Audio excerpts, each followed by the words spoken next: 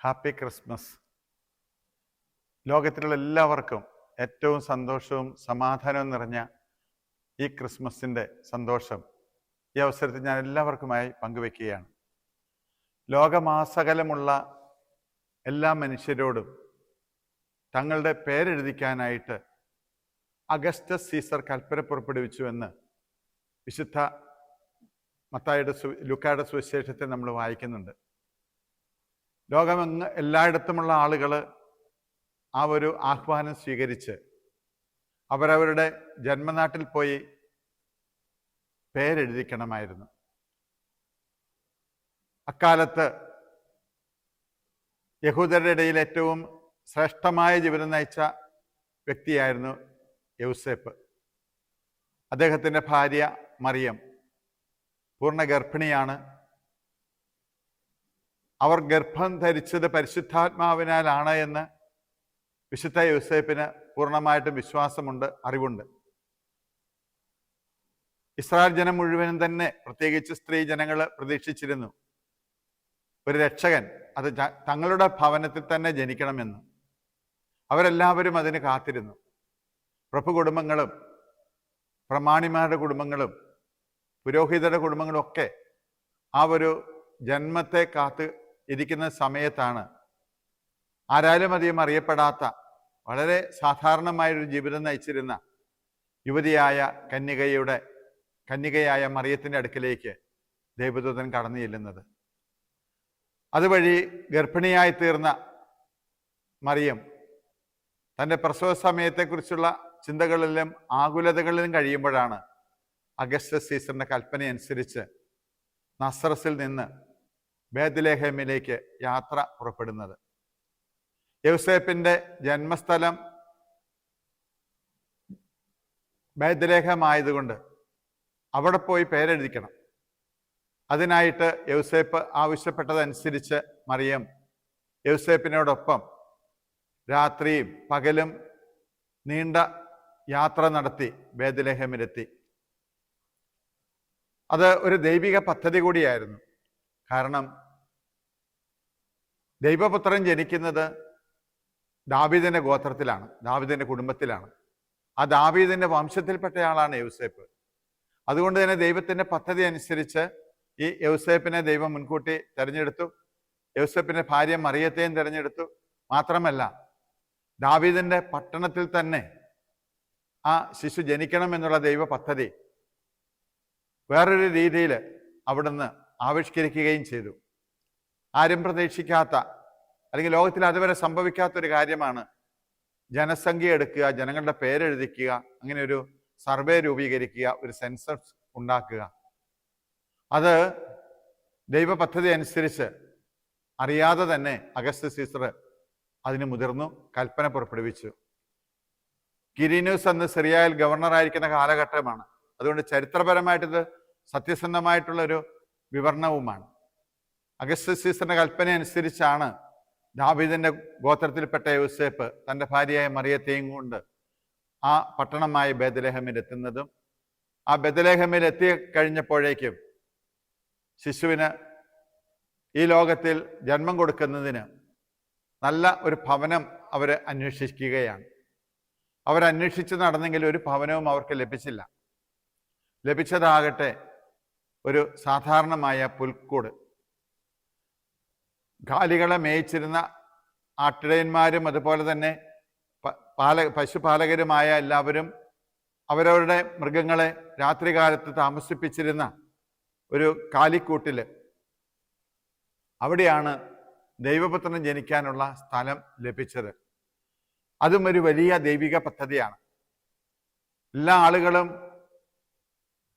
ബേത്ലഹേമിൽ അവരവരുടെ കണക്കെഴുതാനായിട്ട് വന്നപ്പോൾ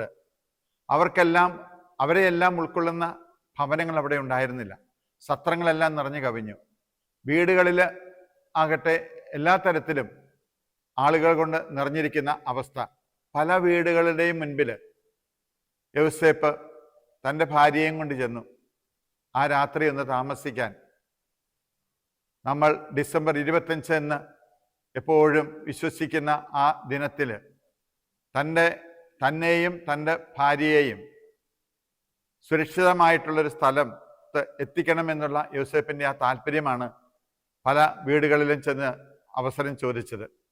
പക്ഷെ ആ ഡിസംബർ 25 എന്ന ആ ദിനത്തിൽ അവർക്കത് ഒരു ഭവനം കണ്ടുപിടിക്കാനായിട്ട് സാധ്യമായില്ല. അല്ലെങ്കിൽ അവരെ ഒരു ഭവനവും ഉൾക്കൊണ്ടില്ല. അവരാരും അറിയുന്നില്ല ഇത് ദൈവപുത്രനെയും കൊണ്ടാണ് മറിയം വരുന്നതെന്ന്. അതും ഒരു ദൈവിക പദ്ധതിയാണ്. ഇപ്പോഴിവിടെ 2-3 കാര്യങ്ങൾ നമ്മൾ ഓർമ്മിപ്പിക്കുകയാണ്. ദൈവം മനുഷ്യനായി പിറന്നത് മനുഷ്യരുടെ ഇടയിലാണെങ്കിലും മനുഷ്യപ്പറ്റില്ലാത്തവരുടെ ഇടയിലായിരുന്നു. ആരും അവർക്കൊരു സ്ഥലം കൊടുത്തില്ല.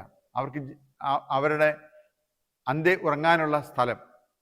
അവിടെ ദൈവം ഒരു അത്ഭുതം അനുവദിക്കുകയാണ്. മറിയത്തിന് പ്രസവവേദനയായി മറിയം പുത്രനെ പ്രസവിക്കുന്നു. ഈ ലോകത്തിൽ ഇതൊക്കെ സംഭവിക്കുമെന്ന് അറിയാമായിരുന്നെങ്കിൽ ഒരുപക്ഷെ യോസേപ്പ് പോലും നേരത്തെ കാലേ കൂട്ടിയ ഒരു സ്ഥലം കണ്ടെത്തുമായിരുന്നു. പക്ഷെ അതൊന്നും അല്ല ദൈവ പദ്ധതി.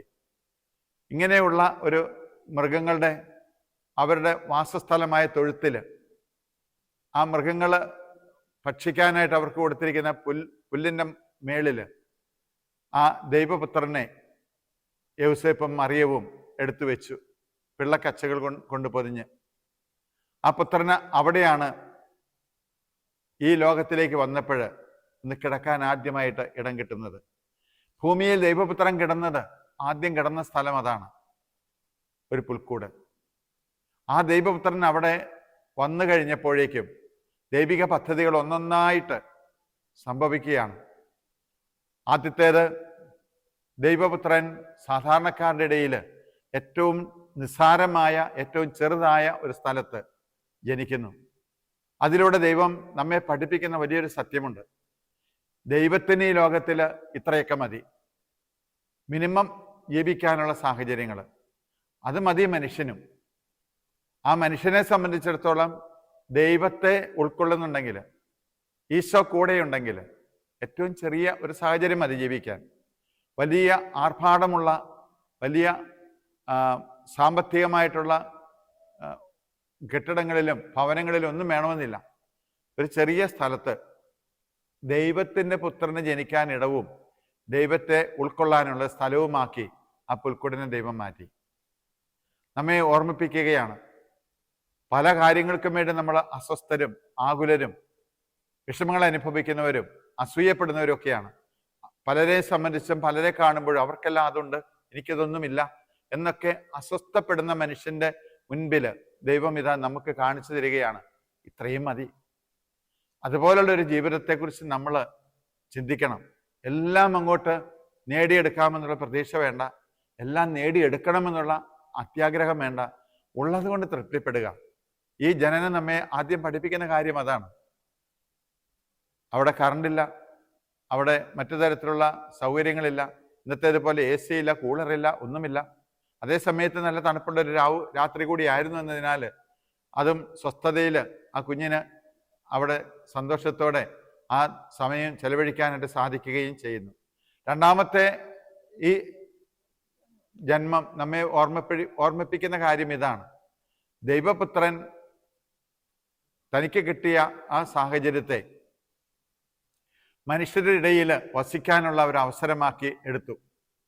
മനുഷ്യരുടെ ഇടയിൽ അവിടുന്ന് ആയപ്പോൾ എല്ലാവിധത്തിലുമുള്ള ബുദ്ധിമുട്ടുകളും കഷ്ടപ്പാടുകളും അംഗീകരിച്ചുകൊണ്ട് തന്നെ ഈ ലോകത്തിൽ ചെറുതായി മാറാൻ അവിടത്തേക്ക് സാധിക്കുന്നു എന്നുള്ളതാണ്. വലിയ സങ്കേതങ്ങളൊക്കെ പണിത് വെച്ചാലും ദൈവത്തിൻ്റെ പുത്രൻ ഇരിക്കണമെങ്കിൽ നമുക്കറിയാം, നമ്മുടെ പള്ളിയിലെ ഏറ്റവും ചെറിയ ഒരു സ്ഥലമാണ് അവിടത്തേക്കായിട്ട് നീക്കി വെച്ചിരിക്കുന്നത്, സക്രാരി. വലിയ പള്ളി പണിതാലും അതിന് നടുക്കൊരു സക്രാരി. ആ സക്രാരിയിൽ തന്നെ ചെറിയൊരു അപ്പത്തിൻ്റെ രൂപത്തിൽ ചെറുതാകുക എന്നതും എളിമപ്പെടുക എന്നതും തീർച്ചയായിട്ടും ഈ ക്രിസ്മസ് നമ്മെ ഓർമ്മിപ്പിക്കുന്ന വലിയ ഒരു സന്ദേശമാണ്. മൂന്നാമത്, അവിടുന്ന് ജനിച്ചപ്പോൾ അവിടുത്തെ ജനനത്തെക്കുറിച്ച് അറിയാൻ ആഗ്രഹിച്ച അനേകം ആളുകൾ ലോകത്തിൽ എല്ലായിടത്തും ഉണ്ടായിരുന്നു.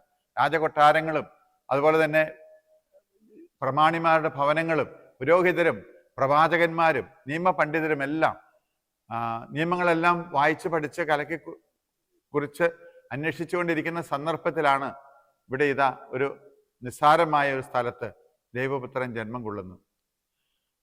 അങ്ങനെയുള്ള ഒരു സ്ഥലത്ത് ആ ദൈവപുത്രൻ ജനിച്ചു എന്നുള്ള വാർത്ത ഇവരെ ആരെയും അല്ല അറിയിക്കുന്നത്. മാലാഖമാര് പോയി അവിടെ അടുത്ത് തന്നെ ആടുകളെ മേയിച്ചിരുന്ന ആട്ടിടയന്മാർ രാത്രികാലത്ത് പാർത്തിരുന്ന സ്ഥലത്ത്, ആ സ്ഥലത്ത് ഷെപ്പേർഡ് ഫീൽഡ് എന്നാണ് ഇന്നിപ്പോൾ അത് അറിയപ്പെടുന്നത്. ആ സ്ഥലത്ത് മാലാഖമാർ അവർക്ക് പ്രത്യക്ഷപ്പെട്ടുകൊണ്ട് പറയുകയാണ്, നിങ്ങൾക്കിതാ ഒരു രക്ഷകൻ പറഞ്ഞിരിക്കുന്നു ബേത്ലഹേമിൽ. ആ രക്ഷകനെ പോയി ആരാധിക്കാനായിട്ട് ആ ആട്ടിടയരോടാണ് ആവശ്യപ്പെടുന്നത്. വലിയ വലിയ ആളുകളൊക്കെ ആഗ്രഹിച്ചിരുന്ന ഒരുങ്ങിയിരുന്ന ആ രക്ഷകനിത വെറും സാധാരണക്കാരായ ദരിദ്രരായ ഒരു വിഭാഗം ജനങ്ങളുടെ ആദരവ് ഏറ്റുവാങ്ങുകയാണ് ആദ്യമായിട്ട്. അതല്ലാതെ വലിയവരോ പ്രശസ്തരോ പ്രഗത്ഭരോ ആയിട്ടുള്ള ആളുകൾ ആരും ആ സമയത്ത് അവിടേക്ക് ചെന്നിട്ടേയില്ല. ഒരു പുത്രൻ ജനിച്ചെന്ന് അവരാരും അറിയുന്നേയില്ല. അറിയുന്നത് വേറെ നിസ്സാരരും ദരിദ്രരും അതുപോലെ തന്നെ അധ്വാനികളുമായ ഒരു ജനവിഭാഗം. അവരിലേക്കാണ് ഈ ക്രിസ്മസ് അല്ലെങ്കിൽ ദൈവപുത്രന്റെ ജനനം സംഭവിക്കുന്നത്. ഇന്നും അത് തന്നെയാണ് സംഭവിച്ചുകൊണ്ടിരിക്കുന്നത്. വലിയ വലിയ ആഘോഷങ്ങളൊക്കെ ആയിട്ട് ഈ ക്രിസ്മസ് നാളുകൾ എല്ലാവരും നടക്കുമ്പോഴും ചെറിയ ചെറിയ പള്ളികളിൽ ആ ആഘോഷത്തിൽ സന്തോഷത്തിൽ പങ്കുചേരുന്ന സാധാരണക്കാരായ മനുഷ്യർക്കാണ് ഈ ക്രിസ്മസ് സ്വന്തമായിട്ട് അനുഭവമായി മാറുന്നത്. അവരെടുത്ത ഈ കാലയളവിൽ 25 ദിവസം എടുത്ത നോമ്പുകൾ, പ്രാർത്ഥനകൾ, അവരുടെ ത്യാഗപ്രവൃത്തികൾ, അവരുടെ പുണ്യപ്രവൃത്തികൾ, അതുപോലെ തന്നെ അവരുടെ മനസ്സിൻ്റെ ആഗ്രഹങ്ങൾ, അവരുടെ ഹൃദയത്തിൻ്റെ പ്രതീക്ഷ, ഇതെല്ലാം സഫലമാകുകയാണ് ഈ പുൽക്കൂട്ടിൽ. ഓരോ ഇടവകയെ സംബന്ധിച്ചും ഓരോ പള്ളികളെ സംബന്ധിച്ചും അതുപോലെ സ്ഥാപനങ്ങളെ സംബന്ധിച്ചും കുടുംബങ്ങളെ സംബന്ധിച്ചും എല്ലാം നമ്മൾ ചെറിയ പുൽക്കൂടുകൾ ഉണ്ടാക്കി വെക്കുന്നുണ്ട്. അവിടേക്ക് ഈ രക്ഷകൻ കടന്നു വരുന്നുണ്ട്. അപ്പോൾ ആ രക്ഷകൻ നമ്മെ ഓർമ്മിപ്പിക്കുകയാണ്, ആ വീട്ടിൽ പ്രധാന റൂമിൽ അല്ലെങ്കിൽ പള്ളിയിലെ പ്രധാന അൾത്താരയിൽ ഒക്കെ ജനിക്കാമായിരുന്ന ആ പുത്രന് നമ്മൾ പ്രത്യേകമായിട്ടൊരു പുൽക്കൂടുണ്ടാക്കി അവിടെ ആ പുത്രന് ജനിക്കാനുള്ള അവസരം ഒരുക്കി കൊടുക്കുമ്പോൾ പുത്രൻ്റെ ആ സാന്നിധ്യം നമ്മെ പ്രത്യേകം ഓർമ്മിപ്പിക്കുകയാണ്. ഇത് മതി, ഇത്രയുമൊക്കെ ആയാൽ ഈ ലോകത്ത് ജീവിക്കാൻ പറ്റും. ഏറ്റവും പ്രധാനമായിട്ടുള്ള ആ സന്ദേശം മാലാഖമാർ അവർക്ക് നൽകുമ്പോൾ അവരോട് പറയുന്നത്, ആട്ടിടയരോട് പറയുന്നത്, ഉന്നതങ്ങളിൽ ദൈവത്തിന് മഹത്വം, ഭൂമിയിൽ സന്മനസ്സുള്ളവർക്ക് സമാധാനം. ഇങ്ങനെയുള്ള മനസ്സുകളാണ് നമുക്കുണ്ടാവേണ്ടത്. ചെറുതിൻ്റെതായ രീതികളിലും ജീവിക്കാനുള്ള മനസ്സ്, അത്യാഗ്രഹമില്ലാത്ത മനസ്സ്, ആരെയും മനസ്സിലാക്കാനുള്ള മനസ്സ്, വേദനിക്കുന്നവരും കഷ്ടപ്പെടുന്നവരുമായ ആളുകളെ തിരിച്ചറിയാനുള്ള കാഴ്ചപ്പാട്, അവർക്ക് ആശ്വാസം എത്തിക്കാനുള്ള താല്പര്യങ്ങൾ, അവരെ ഉയർത്തിക്കൊണ്ടുവരുന്ന ജീവിത സാഹചര്യങ്ങൾ, ഇതെല്ലാം ഈ ക്രിസ്മസിൻ്റെ സന്ദേശങ്ങളിൽ ഉൾക്കൊള്ളുന്ന കാര്യങ്ങളാണ്. അതെല്ലാം നിറഞ്ഞ ഒരു സംഭവമായിട്ട് ക്രിസ്മസിനെ ദൈവം മാറ്റിയത്. എന്നും എല്ലാ കാലത്തും മനുഷ്യന് ഒരു ഓർമ്മയുണ്ടാവണം. ക്രിസ്മസ് എന്നത് ആഘോഷങ്ങളുടെ അവസരമാണെങ്കിലും അപൂർവമായിട്ടുള്ള ആഘോഷങ്ങൾക്കോ ആഡംബരങ്ങൾക്കോ പോകാതെ സാധാരണമായിട്ടുള്ള രീതിയിൽ എളിമയുടേതായ മാർഗത്തിൽ ലളിതമായ രീതികളിൽ ഈ ക്രിസ്മസ് നമ്മൾ ആഘോഷിക്കേണ്ടതുണ്ട്. അതുകൊണ്ട് പണച്ചെലവല്ല ഇവിടെ ആവശ്യമായിരിക്കുന്നത്. ഇവിടെ ഹൃദയത്തിന് നവീകരണമാണ്. രക്ഷകനെ സ്വീകരിക്കാൻ ഒരുങ്ങുന്ന ഒരു ഹൃദയം വേണം. ആട്ടിടയുടെ ഹൃദയത്തിന് അത് സാധ്യമായിരുന്നുവെന്ന് ദൈവം മനസ്സിലാക്കിയത് കൊണ്ടാണ് ദൂതന്മാരെ അയച്ചത്. നമ്മുടെയും ഹൃദയങ്ങളിൽ ഈ രക്ഷകന്റെ പിറവി തീർച്ചയായിട്ടും ഉൾക്കൊള്ളാൻ കഴിയും. ദാവീദിന്റെ പട്ടണത്തിൽ പ്രവാചകന്മാർ പറഞ്ഞതുപോലെ കൃത്യമായിട്ട് ആ സമയത്ത് തന്നെ ദൈവപുത്രൻ ജനിച്ചു. മിക്കാ പ്രവാചകന്റെ പുസ്തകം 5-ാം അധ്യായം 2-ാം വചനത്തിൽ കൃത്യമായിട്ട് പറയുന്നുണ്ട്, ബേത്ലഹേമേ, നീ മറ്റെല്ലാ സ്ഥലങ്ങളെക്കാളും പട്ടണങ്ങളെക്കാളും ഉയർന്നവളാണ്.